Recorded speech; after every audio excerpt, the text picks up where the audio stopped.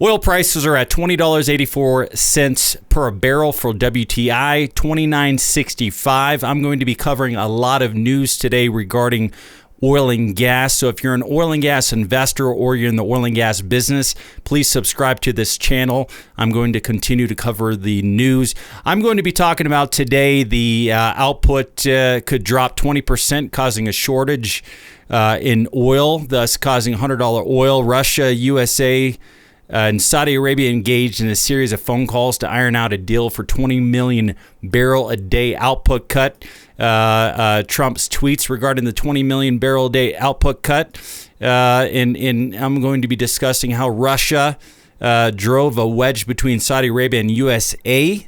And Venezuela. What's going on in Venezuela? And is it going to lead to war? What's going on? Nicolas Maduro has been sanctioned tremendously. He's got a $15 million bounty from America. And how Russia's getting hit from multiple fronts. And so let's talk about $100 oil. Okay. Now I get beat up a lot because I say we're going to have $100 oil again. You guys just need to listen to what the majors are saying, because I'm not the only one saying it.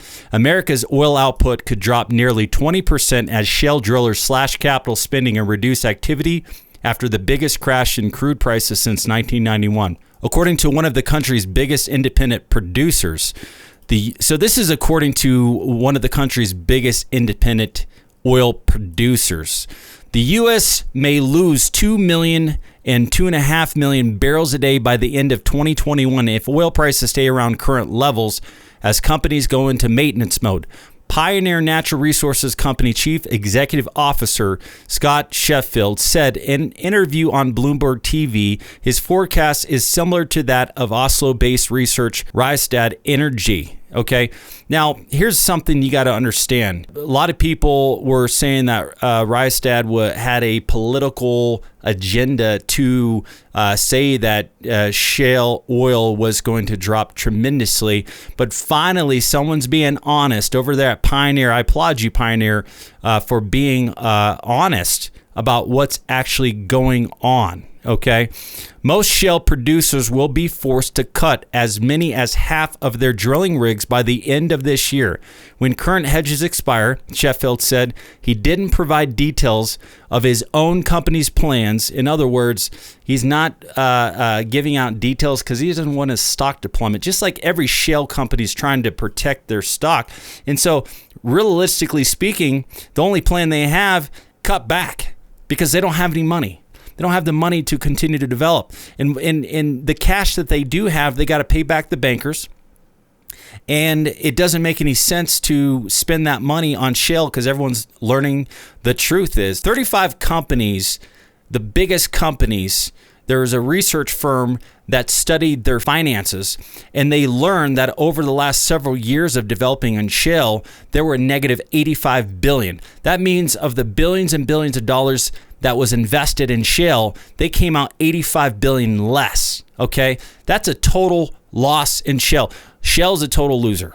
Okay, and so the oil price collapse may end up wiping out enough companies and production globally that it could create a shortage of crude, leading to higher prices after 2022, Sheffield said. Okay, now here is the key that I want you to listen to what a shale guy is saying.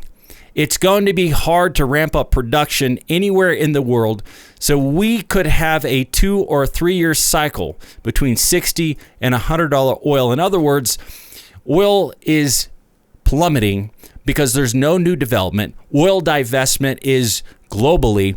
And so without new development, and when this COVID-19 stops and we go back to work, oil demand is going to increase and oil supply is going to drop, and we're going to be in a situation forcing oil prices to go up. Russia hails oil deal, it says, will save millions of U.S. jobs.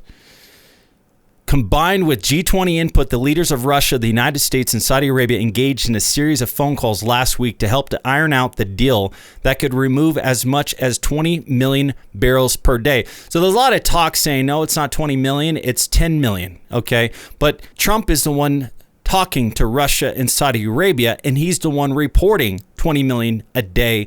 And it seems like the news is not getting that. Okay. Russia President Vladimir Putin had as many calls with U.S. President Trump last week as he had for the whole of last year. So there's a tremendous amount of discussion because of this. And it's very important to Putin because this is his economy we're talking about. And before, he had no interest in discussing further talks about curbing production. But Donald Trump is a master negotiator. I can see why the art of the deal is doing well. Let's move on. Trump says OPEC Plus looking to cut 20 million barrels a day. OPEC is looking to cut 20 million barrels a day, not 10 million barrels a day. That's what U.S. President Donald Trump outlined in a tweet on Monday, adding that he had been involved in the OPEC Plus negotiations, to put it mildly. If anything near this happens and the world gets back to business from the COVID-19 disaster, the energy industry will be strong again, far faster than currently anticipated, Trump said in a tweet. His tweet says, having been involved in the negotiations, to put it mildly, the number that OPEC Plus is looking to cut is 20 million barrels a day, not the 10 million that is generally being reported. Okay, so he's very clear. He's like, look, it's not what the media is saying at 10 million. It's going to be 20 million. Okay. Russia paid a heavy price to end the oil price war. Amid relief in Moscow at the unprecedented deal with Saudi Arabia and other major producers to slash oil output, the accord marks a painful setback for Russia, said to people close to the Kremlin. That's an understatement. Putin had captured Russia into a dominant role in global energy politics and drove a wedge between the U.S. and its Saudi ally as the two marshaled producers to limit supplies, but it's now clear he overplayed his hand when he refused to meet Saudi demands to double output cuts just 5 weeks ago. OPEC's biggest producer cranked up output in a price war that crashed the market just as the spread of coronavirus demolished demand. The ill-fated decision to face off against Saudi Arabia in early March was a strategic mistake, and now we are paying the price, a much higher price than we could have paid. Looks like a victory for the U.S., and Russia ends up a bigger loser than Saudi Arabia. Russia got beat in this thing. But the deal marks reversal in Putin's push to restore Russia's global influence, especially in the Middle East, where he's become a key player with interventions in places like Libya and Syria. Just how big a setback it is will be determined by whether the new deal is enough to reverse the market route and limit the economic pain for the Kremlin. While Russian officials had put on a brave face in recent weeks as oil prices plunged, dragging the ruble sharply lower and forcing the central bank to sell dollars to steady the market, the Kremlin had become alarmed at the potential of economic damage. Lukoil's billionaire shareholder, Mr. Fedun, likened the deal to the humiliating and difficult pact signed in the Russia's participation in World War I. So they were humiliated, and a lot of people are seeing that. Russia may also have to provide cheaper supplies to traditional buyers in Europe to woo them back after Saudi Arabia offered deep discounts during their 5-week standoff.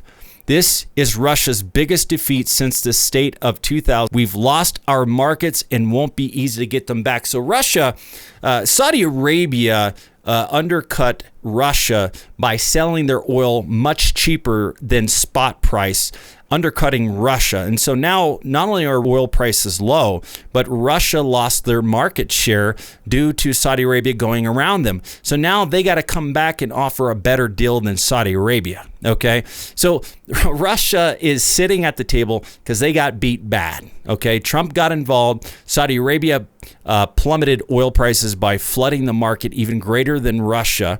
And then they even slashed their prices even more to Europe and going to all of Russia's competitors or Russia's clients and said, "Hey, what are you paying for Russian oil? We're gonna slash our prices even lower." So they lost big time in this. Okay, so not only do they have to curb output, they also have to slash their prices even more than what spot price is. And so it makes sense that they're curbing production now because who are they going to sell it to? And their tank batteries, their reserves tanks are overflowing. So they don't have the clients. They don't have the storage capability. And so, hey, let's make a deal. Let's curb production. They already have to do it anyways, okay? So it's not like they had any choice. And so not only do they get to save face, this egg on their face that not able to continue to produce, but they also get to save oil prices and in this oil price war because Saudi Arabia beat them bad. Venezuela.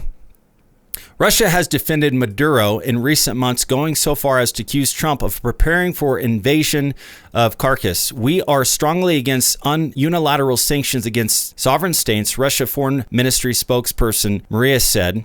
We will carefully analyze the implications of sanctions imposed by the United States and their possible effect. Venezuela's President Nicolas Maduro called on his nation's military leaders today, Tuesday, to prepare for war against the U.S. days after Trump administration banned Venezuelan officials from entering the nation.